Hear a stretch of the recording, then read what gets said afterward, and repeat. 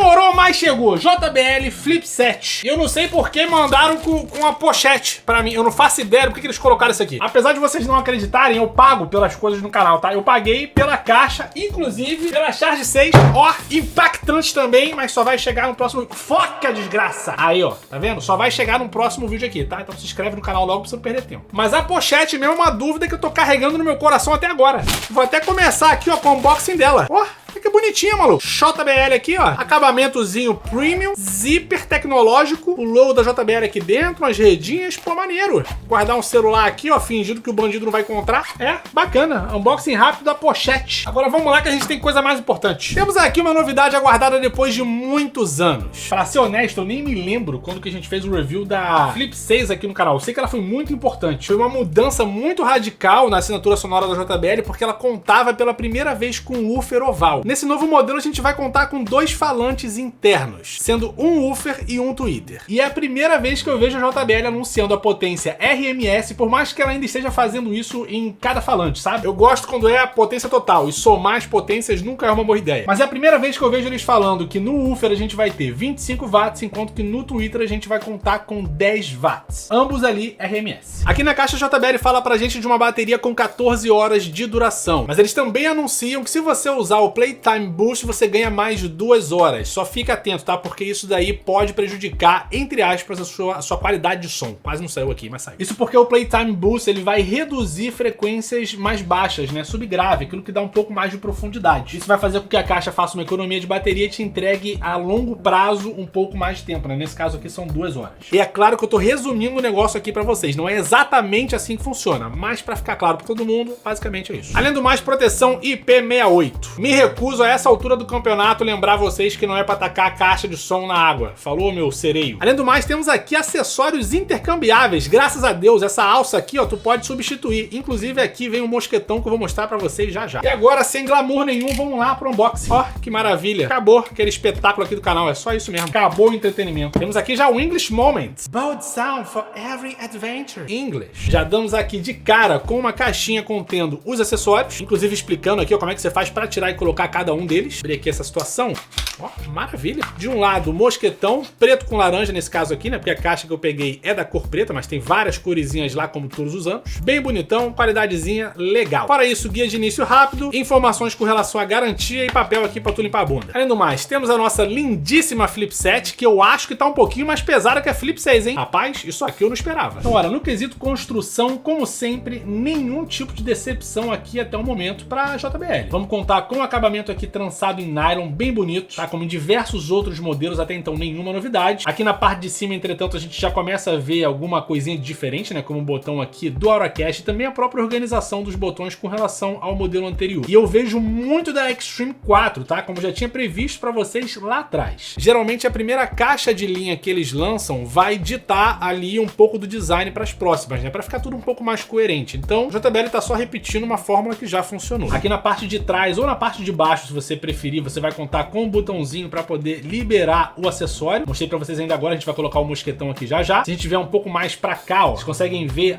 o LED com indicativo de bateria, o nome do modelo e também a entrada USB tipo C, que nessa caixa aqui vai ter uma função bem legal. Já já a gente vai falar sobre isso. No mais, aqui nas laterais, os radiadores passivos, como também a gente está acostumado a ver em caixas da linha da JBL. E olha só, aqui na parte de baixo, um pezinho para evitar que ela saia ali igual um poltergeist, né? Troca de acessórios aqui parece ser de boa, apesar de ser um pouco difícil de fazer, de inserir aqui, né? De colocar no buraquinho lá ele. Podia ser um pouco mais fácil. Para soltar tá show de bola, mas na hora de voltar aqui com o negócio, seria bom que a gente só clipsasse, que não precisasse apertar o botão de novo. Mas vamos lá, qual é a grande vantagem que a gente tem nesse ano com relação à entrada USB tipo C? Ela simplesmente não vai ter como a única utilidade carregar a caixinha de som, mas vai te ajudar também a transmitir áudio com mais qualidade. Isso porque se você conectar o seu celular via USB tipo C, ela vai abrir uma opção, você tem que fazer isso pressionando o botão play da caixa, e assim que você conectar o cabo com o seu celular, você consegue transmitir áudio lossless em inglês. Então se você tiver músicas em arquivo FLAC, por exemplo, você vai conseguir reproduzir direto do seu celular. Não sei com relação ao iPhone, tá bom? Fique claro aqui, porque no iPhone vocês sabem que é um pouco mais fechado, e apesar da gente ter aplicativos como Qobuz, Tidal e outras plataformas que vão oferecer streaming em alta qualidade, eu não sei se vai necessariamente funcionar. E cá entre nós aqui, apesar apesar de ser uma funcionalidade interessante, não é indispensável, tá? Só vai ficar ali realmente no campo de, opa, tem essa opção aqui, legal que a JBL pensou nisso. Bom, vamos ligar a caixa aqui, conectar no aplicativo da JBL e ver se a gente tem mais coisa lá dentro do aplicativo para ver. Bom, a primeira coisa aqui é uma atualização que eu vou fazer antes dos testes de som. Fica a dica para vocês aí, assim que ligar a caixa pela primeira vez, abre o aplicativo para poder atualizar ela logo de cara. Senão a gente vai ter só coisas que a gente já viu por aqui no canal, tá? Desde diferentes tipos de equalização, tem aqui alguns presets, você também vai contar com o modo custom, um total de 7 pistas aqui para você equalizar na sua maneira. Se a gente voltar aqui, vocês têm acesso também ao Playtime Boost, justamente para você deixar com que a caixa de som faça a gestão da própria bateria, assim você acaba ganhando mais 2 horas lá no final. E você também vai ter a opção de parear ela em modo estéreo com 2 outras caixas. Só não estou vendo aqui, né? Não sei se de repente depois da atualização vai começar a aparecer uma opção para você conectar com caixas antigas, igual a gente tem ali em caixas como a JBL Partybox Encore 2, a novíssima. Inclusive tem um review dela bem aqui no canal, vou deixar bem aqui no card. Vamos lá fazer essa atualização e começar os testes sonoros por aqui. Olha só, caixa atualizada, infelizmente sem a opção para se conectar com modelos antigos, mas no futuro eu faço um vídeo com vocês só sobre isso. Porque agora o que interessa para todo mundo é ver se a caixa é boa ou não é. Vamos lá, eu já tô aqui em 50% do volume. Agora vamos lá, me surpreenda, Flip 7.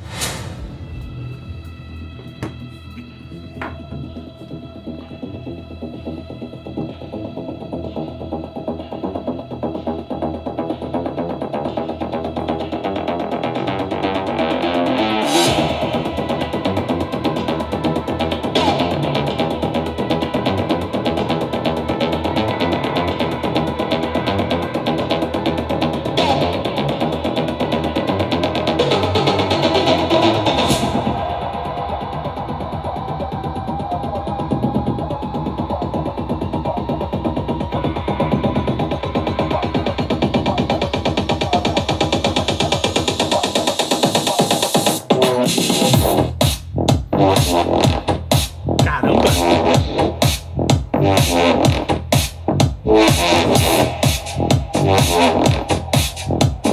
Assim.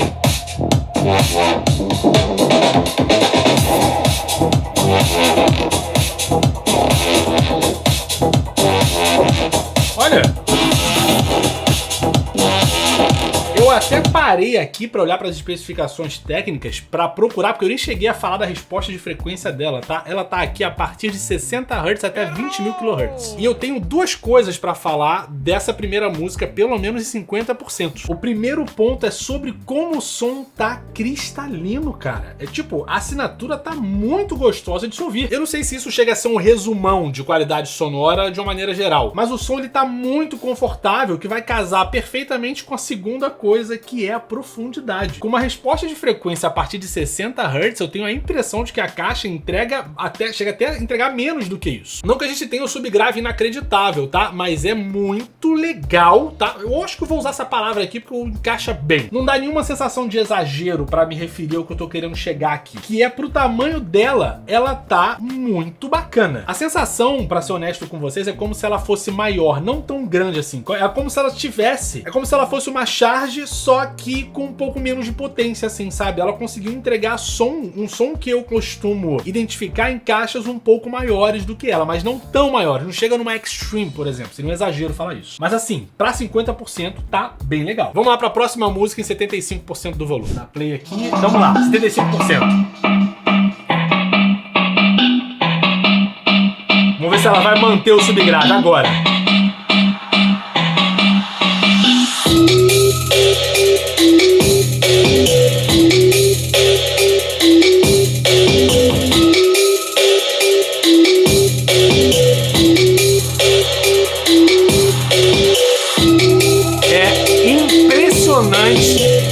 O quanto o som é cristalino, cara. A qualidade do som globalmente é maravilhosa.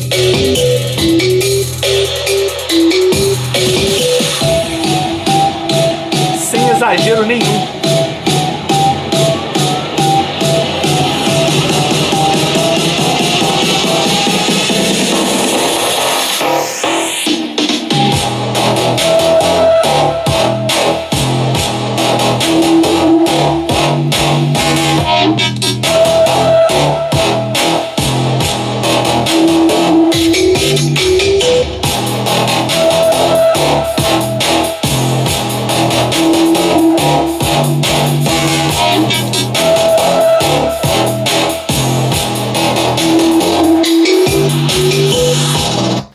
eu, assim, fico numa situação difícil de avaliação porque eu não consigo enxergar alguma coisa pra avaliar de verdade. O som, ele me parece completo em todos os aspectos, sem nenhum tipo de exagero. Não dá pra falar que tem muito médio, não dá pra falar que tem muito agudo, dá pra falar que o subgrave, ele tá presente, como eu disse ainda agora, esse 50%, como se essa caixa fosse um pouco maior do que o que ela é em dimensões físicas mesmo. Se você me coloca numa sala ouvindo essa caixa aqui, você não me fala em que porcentagem do volume tá, eu vou acreditar se você falar pra mim que é uma Charge 5, por exemplo. A Charge 5, talvez não, mas uma Charge. E é esse o ponto que eu gostaria de focar aqui com vocês. Inclusive, eu não assisti absolutamente nenhum vídeo dessa caixa aqui, nenhum teste sonoro com ela, eu não assisti, justamente para que não tivesse impacto na minha opinião aqui. E o ponto que honestamente mais me impressiona não é só essa questão da qualidade, de ter mais subgrave, dela soar como uma caixa um pouco maior do que ela é, não é só isso. É a JBL conseguir evoluir o som de uma Flip 6. Eu honestamente estava achando que ia ser difícil deles conseguirem fazer isso. E eles conseguiram, mas eles conseguiram no que muitas vezes algumas marcas não pensam. Eu vou citar uma que pensa nisso, por exemplo, a própria Tribit. A Tom Smart tem feito isso com a linha mais recente, que eles colocaram ali um codinome de Mirtune. Mas eu digo aqui pra vocês que foi um acerto da JBL ter focado nos detalhes. Ficou bem legal isso aqui. Vamos lá pra 100% então, terminar esse teste, pelo menos com essas músicas e nesse canal. Se você quiser ver um teste com mais detalhes, corre lá pro segundo canal, se inscreve por lá, que lá tem sem corte, a gente fala sobre tudo que eu puder. Enfim, vamos lá. Último teste, 100% do volume.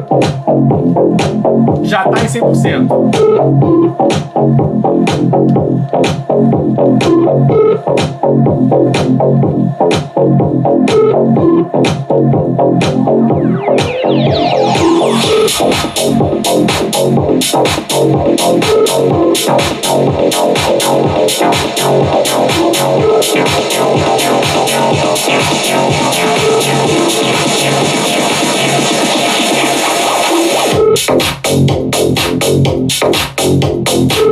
Cara,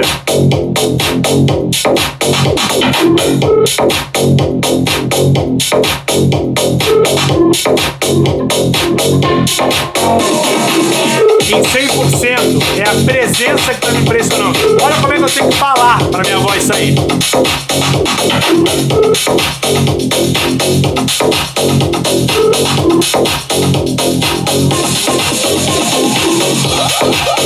Olha, eu não vou conseguir falar muita coisa porque vai ser tudo que eu disse, tanto em 50% como em 70%, eu acabaria repetindo aqui. Eu só vou acrescentar dois pontos mesmo. O primeiro deles é a presença, porque realmente o que a JBL conta ali pra gente sobre essa questão RMS de ter 25 mais 10, o que eles anunciam como 35, mas que eu não tô muito de acordo se for simplesmente somar a potência, enfim. O que eles falam pra gente em RMS parece que se transcreve aqui em 100% de volume. A gente tem uma caixa que ela tá realmente mais alta, ou aparenta estar mais alta do que o seu modelo antecessor, do que a Flip 6. Já a segunda coisa fica sendo como um ponto levemente negativo. Nada muito, assim, que me desagradou. Não, foi só uma parada que eu notei aqui. São aqueles pequenos picos de agudo que volta e meia aparecem, principalmente nesse caso aqui eu tô testando com uma música que é música eletrônica, né? Ela tem alguns momentos que dá pra você notar esse pico de agudo, mas você pode ouvir mais isso em rock, por exemplo, né? Com os pratos de bateria e alguns outros instrumentos. Eu acho que é uma coisa tão pequena que se você mexer ali na equalização nas pistas, você consegue resolver ou simplesmente trocar ali o seu estilo de som no próprio aplicativo da JBL. Mas é só isso. No geral aqui pra vocês, se eu pudesse só soltar o resumão, eu diria que essa caixa aqui representa conforto. O conforto que a JBL conseguiu ir buscar em alguns detalhes. Já falei pra vocês aqui em vídeos anteriores do canal, né? Quando é pra criticar, eu desço ali. Não tenho realmente problema nenhum, até porque eu sou consumidor igual você que tá aí do outro lado, tá? Essa caixa que eu comprei e absolutamente todas as caixas JBL que você pode ver aqui no canal, já passaram muitas por aqui. Todas elas foram compradas com o meu dinheiro. A JBL só entrou em contato comigo uma vez, aí quando eu deixei eles numa saia justa, eles simplesmente desapareceram. Eu lembro, tá? JBL, eu lembro. Tá aqui, ó.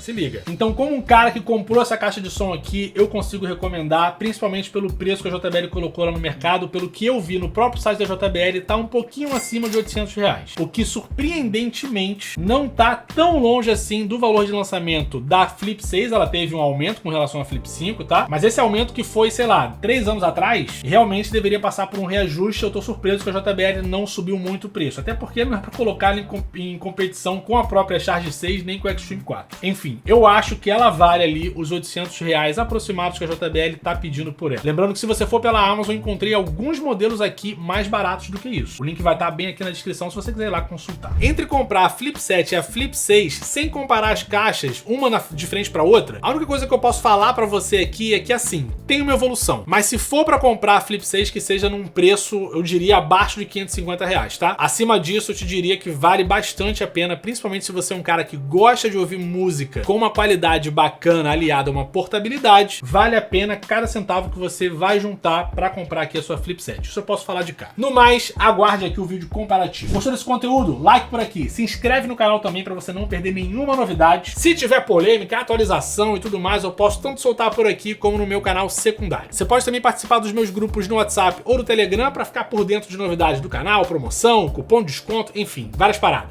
No mais, eu espero que esse vídeo tenha sido útil na sua decisão de compra. Fica aqui o meu grande abraço, valeu, até o próximo vídeo e tchau!